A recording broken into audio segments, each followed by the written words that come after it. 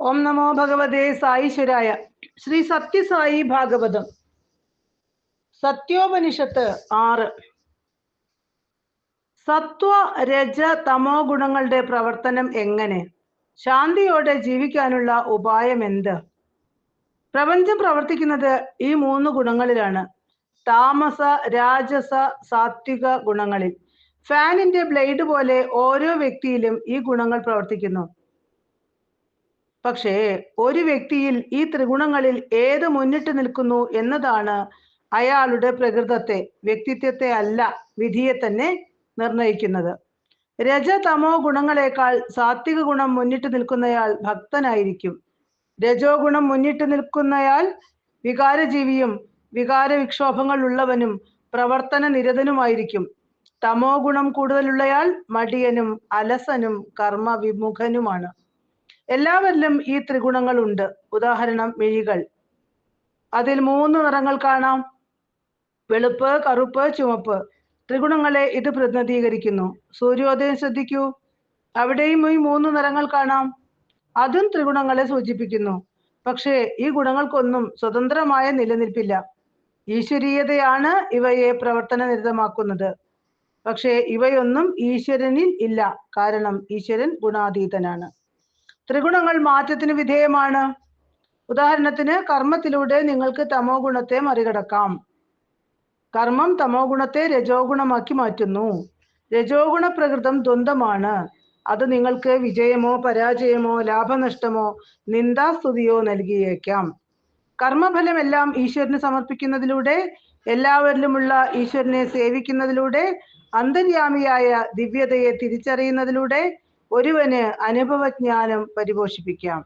അതായത് ജ്ഞാനാധിഷ്ഠിതമായ അനുഭവം. ആ അവസ്ഥയിൽ രജോഗുണിയായ വ്യക്തി സാത്വികനായി മാറുന്നു. അതുകൊണ്ട് കർമ്മം വളരെ പ്രധാനപ്പെട്ടത് തന്നെ. ജന്മവും കർമ്മവും പരസ്പരം ബന്ധപ്പെട്ട് കിടക്കുന്നു. തങ്ങൾക്ക് ലഭിച്ചിരിക്കുന്ന കർമ്മത്തെ ആദരപൂർവം പ്രണമിക്കണം. തസ്മൈ നമ കർമ്മണേ. അതുകൊണ്ട് തമോ ഗുണത്തെ ബോധപൂർവമുള്ള കർമ്മം കൊണ്ട് രജോ ഗുണമാക്കി മാറ്റണം. പിന്നീട് ഭക്തിജ്ഞാനത്താൽ സാത്വിക ഗുണമാക്കുക. ഇതാണ് ആത്മീയ സാധന.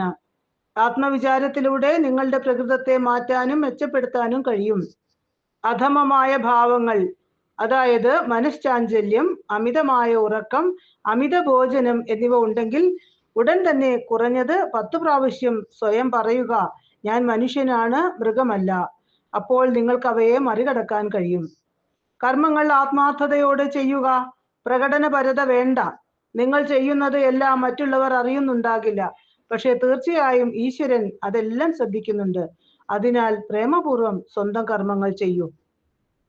ഓഫീസിലുള്ള എല്ലാ സഹപ്രവർത്തകരുമായും നിങ്ങൾ യോജിക്കണമെന്നില്ല. അവരുടെ മനോനിലയും നിങ്ങളുടേതും ചേരുകയില്ലായിരിക്കാം. ചില സമയം വിഭിന്നതകളും ആന്തരിക സംഘർഷങ്ങളും ഉണ്ടാകാം.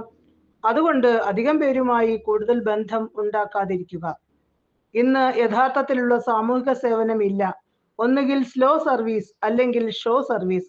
നിങ്ങൾ ചെയ്യുന്നതെല്ലാം അന്യർക്ക് വേണ്ടിയല്ല, നിങ്ങളുടെ തന്നെ മനസ്സംതൃപ്തിക്ക് വേണ്ടിയാണെന്ന് അറിയണം. എന്തു തന്നെ ചെയ്താലും മനസാക്ഷിയുടെ സംതൃപ്തിക്കായിരിക്കണം. മറ്റുള്ളവരുടെ അഭിനന്ദനത്തിനോ സ്തുതിക്കോ ഒന്നും ചെയ്യേണ്ടതില്ല. മനസാക്ഷിയാണ് ഈശ്വരൻ. സത്സംഗത്തിലൂടെ, മഹാഗുരുക്കന്മാരുടെ ഉപദേശങ്ങളിലൂടെ, അതിലുപരി ഈശ്വരകൃപയിലൂടെ നിങ്ങൾക്ക് മനോനിലയും പെരുമാറ്റവും വ്യത്യാസപ്പെടുത്താൻ കഴിയും. ബുദ്ധോപദേശത്താൽ ക്രൂരനായ അങ്കുലിമാലയും ഋഷിമാരുടെ ഉപദേശത്താൽ രത്നാകരനും വാൽമീകി പരിവർത്തനമുണ്ടായി. അവർ ശ്രേഷ്ഠരുമായി. വസിഷ്ഠനുമായിട്ടുള്ള സംഘത്താൽ രാജർഷിയായിരുന്ന വിശ്വാമിത്രൻ ബ്രഹ്മർഷിയായി. വിശ്വാമിത്രൻ വിശ്വത്തിന്റെ മിത്രമായി മാറി. തമോ ഗുണബാധിതനായ അർജുനൻ യുദ്ധകളത്തിൽ അസ്ത്രശസ്ത്രങ്ങൾ താഴെയിട്ടു. യുദ്ധം ചെയ്യുകയില്ല എന്നുറച്ചു. കൗരവർ ചെയ്ത കൊടും ക്രൂരതകളും തൻ്റെ പ്രതിജ്ഞകളും പാർത്ഥൻ മറന്നു. ഈ സമയത്താണ് ശ്രീകൃഷ്ണൻ അർജുനനിലെ രജോ ഗുണമുണർത്തി യുദ്ധത്തിനൊരുക്കിയത്. ചക്രവർത്തി ജനകൻ മഹാമുനി യാജ്ഞവൽക്യന്റെ ഉപദേശങ്ങളാൽ രാജർഷിയായി. എല്ലാം ത്യജിച്ച് പൂർണ്ണജ്ഞാനിയുമായി. അതുകൊണ്ട് തീവ്രമായ സാധനയിലൂടെ തമോ ഗുണത്തെ രജോ ഗുണമാക്കി, രജോ ഗുണത്തെ സത്വഗുണമാക്കി മാറ്റുക. ഇങ്ങനെ ചെയ്യുമ്പോൾ സാധകൻ ഈശ്വര കൃപയ്ക്ക് അർഹനാവും. ഒടുവിൽ നിർവാണം നേടുകയും ചെയ്യും. ഓം തത്സത്.